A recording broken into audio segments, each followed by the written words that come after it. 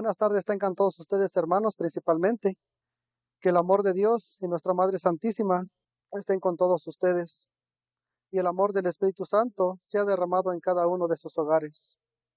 Los saludamos de esas plataformas digitales, hermanos, deseándoles y anunciándoles nuevamente este tema para que sigamos fieles a la enseñanza de nuestro Señor Jesucristo, fieles a la palabra de Él. Los invito, hermanos, a tener su palabra en las manos, para que sea la palabra de Dios quien nos aliente, que nos siga motivando a seguir en estas catequesis, ya que por medio de nuestro párroco, hermanos, hacemos esto a través de estas pantallas digitales, para que ninguno de ustedes, hermanos, se quede sin escuchar el mensaje del Señor, para que ninguno de ustedes se quede sin recibir la buena noticia que a través de nuestro párroco es transmitida, que a través de nosotros y sobre todo allí en su Sagrada Escritura podemos leer día con día el mensaje que nuestro Señor Jesucristo día con día nos invita. Gracias, hermanos, por escuchar nuestra palabra, por escuchar el mensaje. Nosotros somos el equipo de animación bíblica y somos el equipo 1, que se comporta por nuestro hermano Ernesto, nuestro hermano Horacio, nuestro hermano Manuel y un servidor, César. Los invito, hermanos, posteriormente a ponernos de pie para hacer nuestra oración inicial, invocando nuevamente al Espíritu Santo, que Él sea nuestra fortaleza, que Él es el que nos guía y nos sigue impulsando a seguir dando estas catequesis a través de estas pantallas digitales. Nos ponemos de pie, hermanos.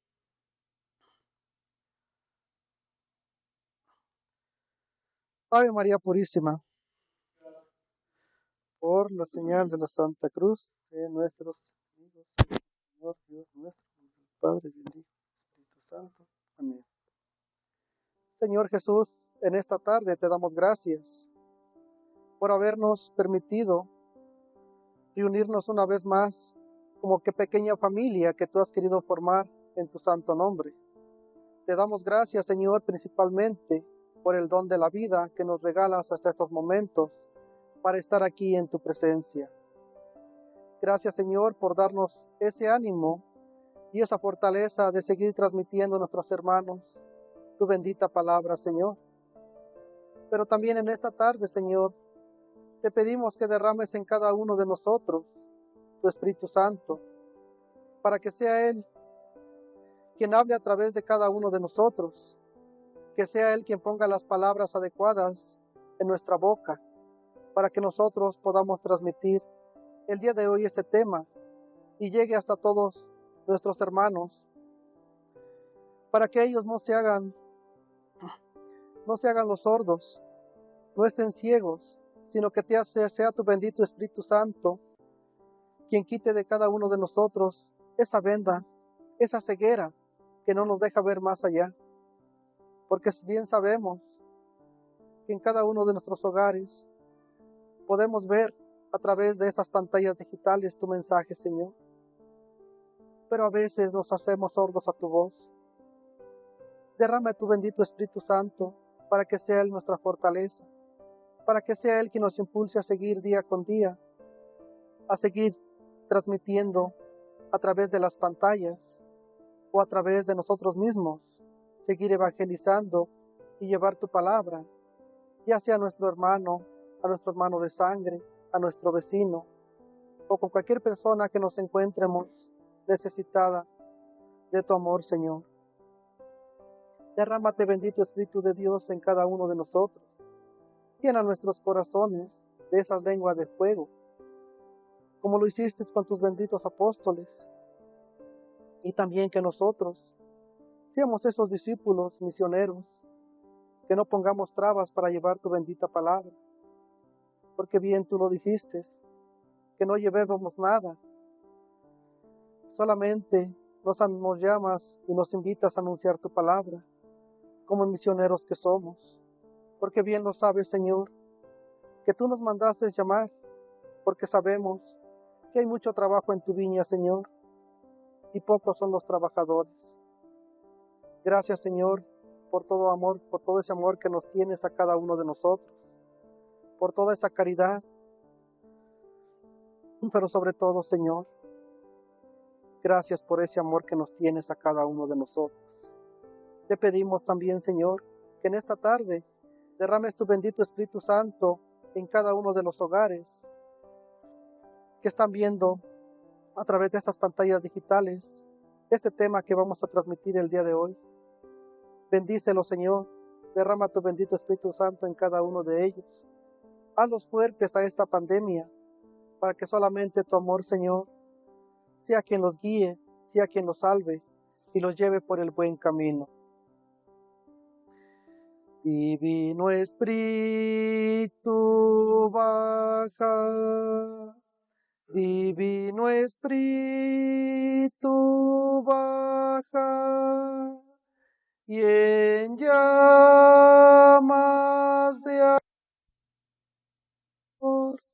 de amor a todos abrazar,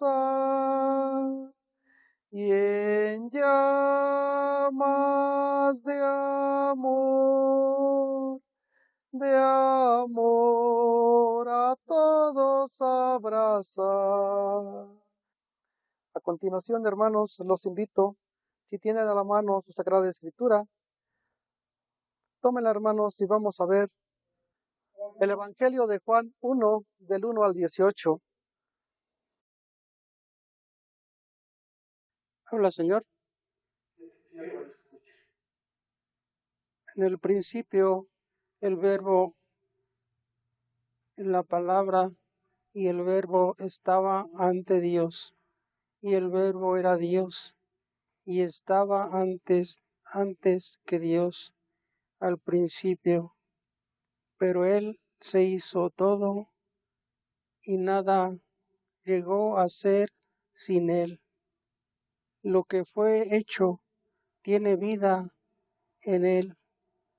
Para los hombres la vida era la luz, y la luz brilla en las tinieblas.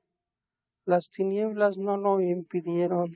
Vino un hombre enviado por Dios que se llamaba Juan. Vino para dar testimonio como testigo de la luz, para que todos creyeran por él. Aunque no fuera él la luz, le tocaba dar testimonio de la luz. Él era la luz verdadera y la luz que ilumina a todo hombre, y llevaba el mundo, ya estaba en el mundo.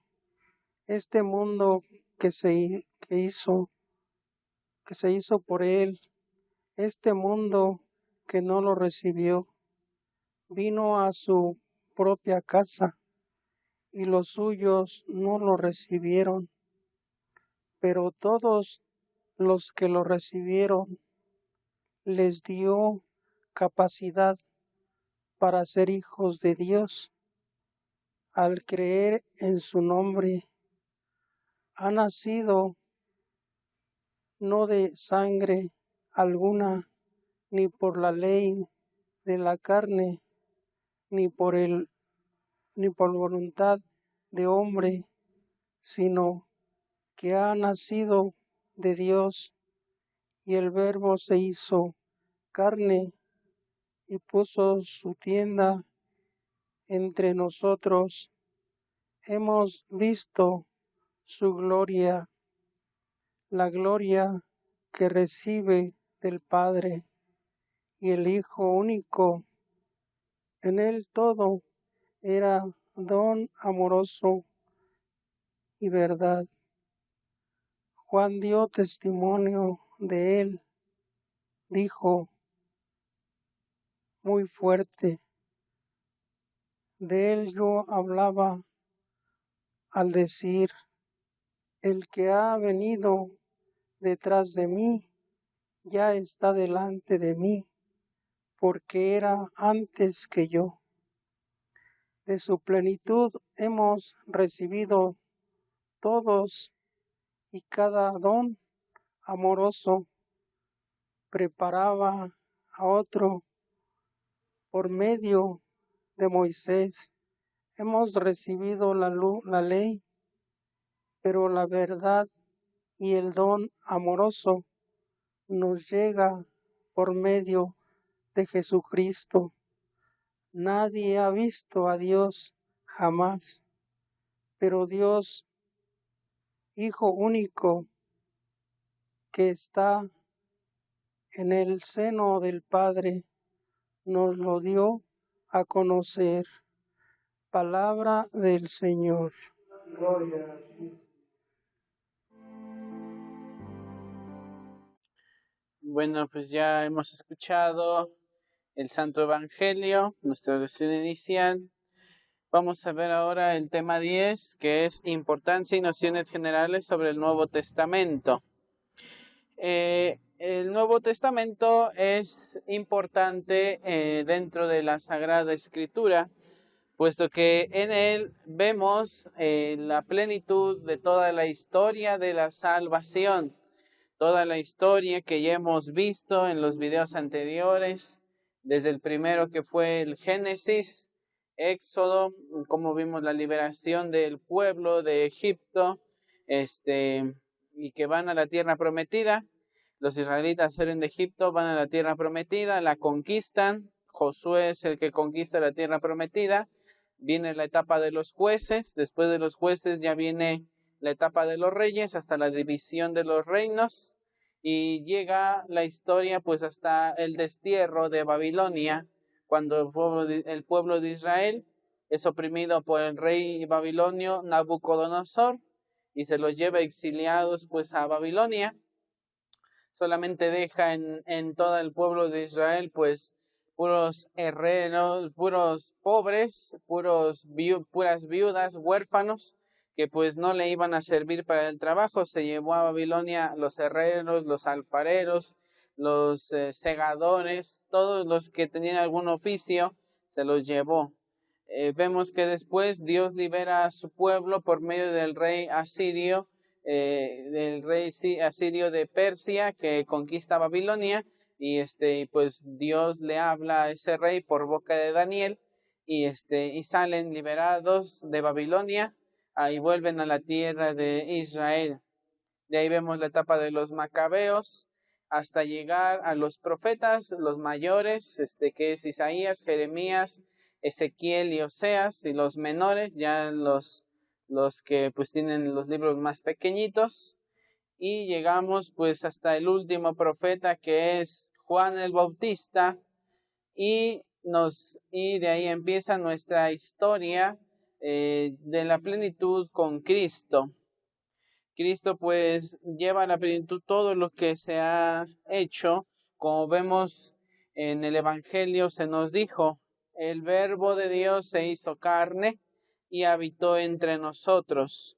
Como dicen los santos padres de la Iglesia, verbum caro factum est. El Verbo de Dios se hizo carne. La palabra se hizo carne. El verbo, que quiere decir un verbo, una acción. La acción de Dios, la palabra de Dios, se hizo carne. La palabra de Dios, la acción de Dios, es el mismo Jesucristo, y el mismo Jesucristo se hace carne por amor nuestro. Y por amor nuestro, como dicen también los santos padres, verbum panis factum est. El verbo se hizo pan por amor a nosotros también, como ya lo hemos celebrado pues en la solemnidad del Corpus Christi. Verbum panis factum est. El verbo de Dios se hizo pan, ya se hizo carne, y ahora el mismo verbo se hace pan. El Nuevo Testamento nos habla de todo el cumplimiento de todas las promesas, la alianza definitiva pues entre Dios y los hombres. Vemos que en el Antiguo Testamento había muchas alianzas. La primera, que es la alianza con Noé, bueno, no se toma mucho en cuenta por los bíblicos, pero es de gran importancia, porque es la primera vez que Dios hace una alianza con el hombre, en donde le dice a Noé: voy a poner mi arco iris en el cielo símbolo de mi alianza con ustedes, de que ya no va a haber un diluvio devastador. Después viene la alianza de los animales partidos por Abraham, donde pues parte animales, a excepción de algunas aves que él llevó a sacrificar, y dice Dios, esta es mi alianza contigo, mi alianza es que tú vas a poder hospedarte en la tierra que yo te he de dar. Viene la alianza en el Sinaí, la que es más recalcable porque esa alianza se sella con sangre, donde dice el pueblo a Dios, a Moisés baja del Sinaí y les dice, esta es la ley de Dios. Y el pueblo responde gritando, haremos todo lo que Dios nos diga, con tal de que Él camine con nosotros. Y entonces Moisés dice, sacrificó un cordero, partió la sangre pues en dos vasijas. La primera vasija, dice, la vació sobre el cordero que iba a inmolar, o sea, a quemar. Y la segunda, dice, al ver que el pueblo había respondido así, la roció sobre el pueblo y le dijo, esta sangre es sangre de la alianza que acaban de pactar hoy con el Señor.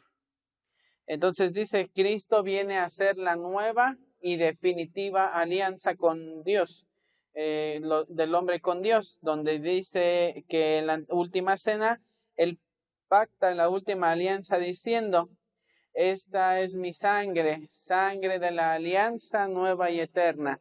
O sea, el hombre va a estar de verdad unido a Dios. ¿Por qué? Pues porque Cristo es hombre y es Dios. Y al unirse a la Trinidad, pues nuestra misma naturaleza humana, pecadora e indigna, aunque Cristo nunca cometió pecado, se unió con Dios. Entonces nosotros, el ser humano, la carne humana, se ha unido a Dios por medio de nuestro Señor Jesucristo.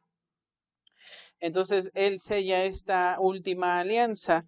Los escritos del Nuevo Testamento pues son muy grandes. Toda la plenitud, dice, se llevó en los evangelios, Hechos de los Apóstoles, las cartas. Jesús, al pactar pues toda la alianza, al hablar con sus palabras y acciones, pues dice, Él hizo muchas cosas, tanto así que San Juan en su evangelio dice, si se escribieran las cosas una por una, no acabaríamos de escribir porque no habría tanto lugar para muchos libros que se escribieran. Estas se pusieron para que ustedes crean, para que ustedes tengan fe. Esa es la importancia pues del Nuevo Testamento, que en él vemos toda la plenitud de la historia de salvación en Jesucristo. Ahora vamos a ver las nociones, o sea, de qué se trata. Ya les dije, hay un Nuevo Testamento, pero ¿de qué se trata el Nuevo Testamento? El Nuevo Testamento tiene un total de 27 libros. Estos 27 libros conforman todo esto, el Nuevo Testamento, todo lo que pasa. Ya vimos nuestra línea del tiempo la vez pasada. Aquí en estos años negativos se encuentran Abraham, Isaac y Jacob, los patriarcas, los profetas, pero llega la plenitud de los tiempos con Jesucristo y aquí ya empieza pues a escribirse la historia hasta aquí, que es la muerte, la resurrección de Cristo. Empieza la predicación evangélica y continúa hasta nuestros días, hasta que terminen los tiempos. Entonces el Nuevo Testamento tiene ese total 27 libros. De ellos, solamente 4 son evangelios. 4 evangelios. Los evangelios son Mateo, Marcos, Lucas y Juan. Estos van a ser los evangelios sinópticos. Y dejamos huerfanito a San Juan. Ahorita les voy a contar por qué. Entonces, vemos estos 3 evangelios, Mateo, Marcos, Lucas y Juan. Son donde se encuentra toda la historia que Cristo hizo a través de los tiempos. A Mateo, pues lo simbolizamos por medio de un ángel. a Marcos por medio de un león, a Lucas por medio de un toro, y a San Juan se representa por medio de un águila. Entonces pues esa es también la explicación. Si ven en sus templos, en los templos que vayan a visitar al centro de la ciudad o a ciertas parroquias que son pueblos mágicos, ellos tienen altares muy antiguos y antiquísimos, y tienen pues tienen los evangelios sosteniendo sus altares, y los representan por medio pues de los animales que ya les dije. Mateo pues como el ángel, Marcos como el leoncito, Lucas como un toro y Juan como un águila, y sostienen ahí los altares. Son antiguos y así se representaban los evangelios, por si ustedes tenían dudas. De estos evangelios tenemos un Hechos de los Apóstoles, un Hechos, y aquí tenemos cartas paulinas. Cartas paulinas tenemos alrededor de 13 cartas paulinas. Son 13 cartas paulinas. Una carta a los hebreos. Igual ahorita les voy a decir por qué. Una carta a los hebreos. Y tenemos 7 cartas católicas. 7 católicas. Y tenemos un Apocalipsis. Esa es lo que tenemos en nuestra Biblia. Tenemos 4 evangelios, un Hechos, 13 cartas paulinas, un Hebreos, 7 cartas católicas y un libro de Apocalipsis. Ahorita vamos a ver los evangelios. Los evangelios se escriben por medio de un proceso. Primero, el proceso fue el evangelio viviente. El evangelio viviente empieza desde el año 7 o 6 antes de Cristo, y termina aproximadamente en el año 30 después de Cristo. ¿Qué es el evangelio viviente? La vida y obra de Cristo. Esta es la vida y la obra de Cristo. Se tiene contemplado que sea en estos años 7 o 6 antes de Cristo. ¿Por qué? Pues porque se le encargó al monjecito Dionisio, el papa, que hiciera pues la línea del tiempo, y el monjecito pues como que se nos durmió y nos dijo pues el año 0 es el nacimiento de Cristo. Pero otros monjes y otros estudiosos hicieron cálculos y dijeron, pues no concuerda, porque está diciendo que Cristo nace en el año 0, pero Herodes, el que quería matar a los inocentes, murió en el año 4 antes de Cristo, entonces no concuerda. Y si lo hacemos con cálculos, Cristo sale naciendo entre el año 7 y el año 6 antes de Cristo. Nada más que por eso así lo ponemos aquí en nuestra línea, que Cristo nace en el 0 más o menos. Pero nace en verdad en estos años, más o menos por aquí. Nada de esto contradice a nuestra fe, porque pues son cálculos, y nuestra fe no se basa pues en números, se basa pues en la obra de Cristo. Cristo pues es crucificado aproximadamente en este año 30 después de Cristo, más o menos 33 o 36 años, porque el mismo San Lucas nos dice, tenía como 30 años, dice San Lucas, cuando se bautizó. ¿Qué quiere decir? Como que San Lucas dijo, tiene como 30. Puede ser que tenía 29, puede ser que tenía 30, o puede ser que tenía 31 años. Entonces, pues dice San Lucas, como que nosotros lo vimos cuando se bautizó, como que andaba ahí entre los 30 años. Entonces, pues, por eso se pone la muerte de Cristo en el año 30 después de Cristo. Quiere decir que Cristo tenía 33, 34 o tantos años, o 32 años cuando murió y resucitó. Y dice, este es el evangelio viviente, el primer paso de los evangelios. El segundo paso del evangelio es el evangelio predicado. El Evangelio predicado es una parte en la que pues empieza el libro de los Hechos de los Apóstoles, que es el año 30 después de que muere Cristo, al año 50 después de Cristo. Cristo muere y muchos cristianos católicos, pues a veces, o muchos también sacerdotes, pensamos o creemos que la iglesia nace en Pentecostés. La iglesia no nace en Pentecostés, nos dice un documento de la iglesia que dice, que se llama Sacrosanctum Concilium, para que no se me confundan, es sobre la liturgia. En su numeral 5 dice, del costado abierto de Cristo dormido en la cruz, nace el misterio de la iglesia. O sea, nuestro nacimiento en sí es del costado de Cristo. Nacemos del corazón de Cristo, para que vean la grandeza de que somos parte de la iglesia, que nacemos del mismo corazón, del mismo Cristo. Y con Pentecostés nos manifestamos, por eso a veces se toma como que es el nacimiento de la iglesia. No, la iglesia ya nació. Aquí en Pentecostés se manifiesta a los hombres y empieza a predicar el evangelio predicado. O sea, ya empieza la iglesia a manifestarse y a decir, Cristo murió y resucitó y nosotros somos testigos de que ha resucitado. Y ahí viene pues lo de los apóstoles. Esto se ve en el Hechos de los Apóstoles. Vemos después el evangelio escrito. El evangelio escrito es del año 50 al 100. En estos años se escribió los evangelios. La revelación, así escrito así, revelación.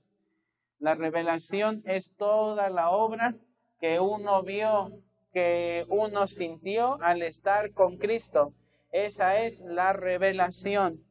Y la revelación con R minúscula es cuando esta revelación que se ha vivido se pasa y se escribe. Entonces estamos en esta parte de revelación con R minúscula en estos años.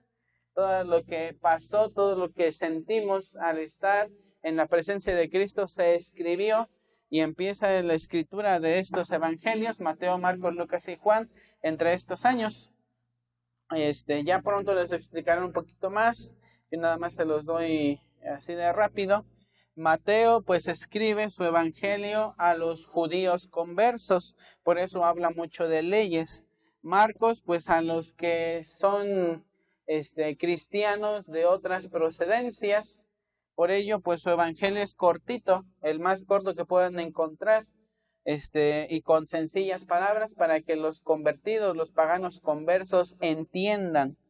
Lucas escribe su evangelio acerca de la misericordia y entrevista pues por ello a la Virgen María. Por ello vemos que en su evangelio dice, María guardaba estas cosas en su corazón. ¿Por qué? Pues ¿quién iba a saber que guardaba eso en su corazón? Nadie más que ella misma. Y Juan escribe su evangelio, es el evangelio del amor, porque habla mucho del amor. Dice, nos amó hasta el extremo, el discípulo el que tanto amaba. Ese es el evangelio del amor, San Juan. Se tiene pensado que estos dos que no son apóstoles, Marcos, pues lo escribe por medio de San Pedro. Como vemos en la carta de Pedro, dice, les envía saludos mi hijo Juan Marcos, o sea, Marcos estaba con Pedro y Pedro lo tenía como su hijo y le dijo todo lo que Jesús hizo, la obra, y pues Marquitos dijo, vamos a escribirlo. Y Lucas, pues como ya les dije, a la Virgen María y a San Pablo, pues también con San Pablo, pues le pregunta, le dice, oye, ¿qué te predicaron los apóstoles cuando estabas allá con ellos? Y pues ya Pablo le empieza a decir, pues ellos me dijeron que una vez hubo una multiplicación de panes, que una vez hubo tal y tal, pero ya pronto se los explicarán más adelante. El evangelio escrito es entre estos años, se escriben los evangelios y se dan a las comunidades cristianas. Estas escrituras son las que tenemos actualmente en nuestra Biblia. todo lo que se ha puesto por escrito. Hay algunos llamados evangelios apócrifos, esos no se ponen. ¿Por qué? Pues porque no concuerdan entre estos años y porque son escritos ya por seguidores de algunas sectas que pues ya no conocieron ni a Cristo ni a los apóstoles, y pues así ya no se toma como un evangelio, porque ya son como que inventos o algunas leyendas de algunos de ellos. Y viene el evangelio actualizado. El evangelio actualizado es del año 100 al infinito, hasta que la iglesia termine su obra y hasta el final de los tiempos. El evangelio actualizado es nosotros, la comunidad cristiana, ya habiendo conocido la revelación al estar al lado de Cristo, al sernos transmitido verbalmente, hemos leído la revelación escrita, y al leer esta revelación ya podemos empezar a predicar y decirle a todos, nosotros creemos que Cristo murió y resucitó, y de ello pues somos testigos. ¿Por qué? Pues porque nos lo han dicho y porque es cierto, estamos convencidos de esto. Vemos ahora este esquema, que les puse. Llevemos los evangelios, el libro de los Hechos. Este libro pues fue escrito por San Lucas. Lucas escribió 2 libros, él era muy escritor, se animó a escribir su evangelio y ahora dice, vamos a escribir todo lo que nosotros pasamos, y empieza San Lucas, tanto el evangelio como el Hechos, empieza en el capítulo 1, por ejemplo en Lucas, su evangelio empieza, querido Teófilo, aquí te quiero poner toda la obra de Cristo. ¿Qué quiere decir? Teófilo, pues algunos dicen que no es una persona. ¿Por qué? Porque Teófilo significa Teo, es Dios, y filos, amigo o compañero. Entonces, Teófilos somos nosotros. Teófilo, eres tú, eres yo, es el que está a mi lado, el que está enfrente, ese es Teófilo. ¿Por qué? Pues porque es un amigo de Dios y para él se escribió el evangelio. Y el Hechos dice, en mi primer libro, querido Teófilo, te escribí la obra y lo que hizo Jesús a través del tiempo con sus discípulos. Ahora en este libro te quiero demostrar la predicación que sucedió después de su pasión y de su resurrección. Y empieza con el relato de la ascensión del Señor al cielo, la venida del Espíritu Santo, predicación de los apóstoles, de Pedro, el martirio de Santiago apóstol, el que celebramos en julio. También tenemos ahí la predicación de Pablo, y es el libro que leímos durante la Pascua. Vienen después las cartas de San Pablo, 13 cartas paulinas. En ellas pues nos demuestra San Pablo las exhortaciones que hacía a las comunidades, pero también las felicitaciones. Por ejemplo, en la primera carta a los Corintios, San Pablo les dice, les reprende. ¿Por qué? Pues porque le han perdido el sentido de la Eucaristía, porque entre la Eucaristía se hacían como convivios entre ellos, y decía, si ustedes van y dejan su plato ahí, enfrente de todos y empiezan a agarrar del suyo mismo, dice, eso está mal. No tienen su casa para comer.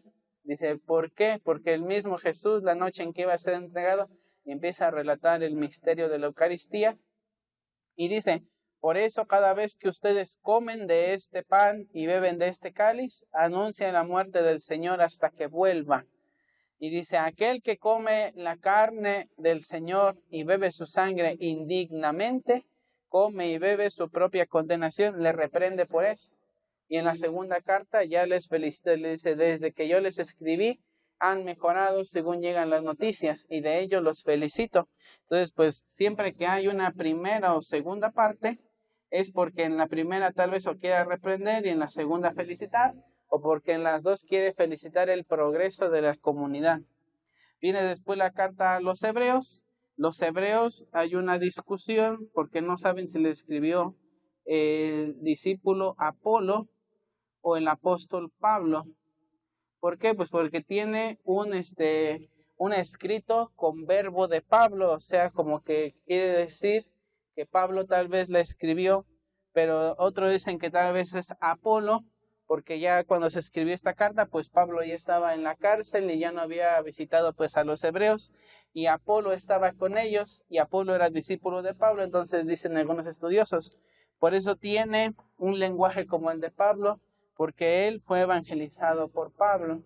Y por eso la carta a los hebreos en la misa nunca van a escuchar su autor, a diferencia de, por ejemplo, de la carta del apóstol San Pablo a los romanos. Esta carta solamente decimos de la carta a los hebreos, hermanos y tal y tal. Entonces lo podemos poner como un agiógrafo. ¿Qué es un agiógrafo? Para que lo anoten ahí en su glosario. Agiógrafo significa autor sagrado. Las 7 cartas católicas, de ahí viene la carta de Santiago, la primera, segunda y tercera carta de San Juan, y la primera y segunda carta de San Pedro, y la carta de Judas. Son 7 cartas católicas. Y viene el libro del Apocalipsis, que es el libro que pues nos habla en un lenguaje, ¿cómo decirles?, literario, de todo lo que pasaba en la iglesia primitiva. No quiere decir que nos hable del fin de los tiempos o eso, porque mucha gente le tiene miedo a este libro, no. Nos dice en lenguajes, por ejemplo, literarios, nos dice, por ejemplo, un pasaje, dice, la gran bestia, dice, venía de las 7 colinas. ¿Qué quiere decir? 7 colinas es como en código Morse, porque 7 colinas quiere decir, en sentido ya estricto, que las 7 colinas quieren representar a la ciudad de Roma, que estaba entre unas 7 colinas. Roma estaba entre 7 colinas y la bestia surgía de esas 7 colinas. Y dice, la bestia tenía en su cabeza este número que ofendía a Dios, 666. Traducido 666, 666 a letras, forman la palabra Nerón César. Y dice, y esta bestia era de terrible aspecto, que maldecía a Dios y daba pues blasfemias contra Dios. Eso es lo que más o menos el Apocalipsis, como que en código Morse, para que ni los romanos entendieran, solamente entendieran los católicos. Y dice 144,000 marcados. ¿Qué quiere decir? Que él ha visto pues a la multitud que viene de la tierra de Israel. Pero dice, pero detrás de esos 144,000 venía una muchedumbre. O sea, toda la iglesia va para allá. Quiere decir, podemos decir, San Juan tuvo estas visiones, sí, pero las tuvo en un sentido bien fijo. O sea, Dios le mostró en sus visiones. De Roma viene Nerón César, que ofende mi nombre gritando blasfemias. Y tiene en su cabeza pues su nombre, Nerón César, y me ofende con su presencia. Entonces, pues por eso San Juan va a poner en su libro, yo Juan tuve esta visión, vi que de 7 colinas subía una bestia con esta cifra 666. Entonces, pues tuvo las visiones, sí, pero como que se las escribió a las comunidades, pues en un código que ellos entendieran. Esto se escribió en la isla de Patmos. Todo esto que vemos aquí tiene una gran importancia, porque desde Cristo, el Verbo de Dios, hasta nuestros días, seguimos escribiendo el Evangelio con nuestra propia vida. El Evangelio lo siguen escribiendo los grandes santos, los grandes católicos, los bautizados, los sacerdotes y aún la gente que día a día pues actúa dentro de la iglesia o actúa fuera de la iglesia. Todos escribimos el Evangelio actualizado. Este es nuestro tema. Ojalá y pues les haya servido a ustedes.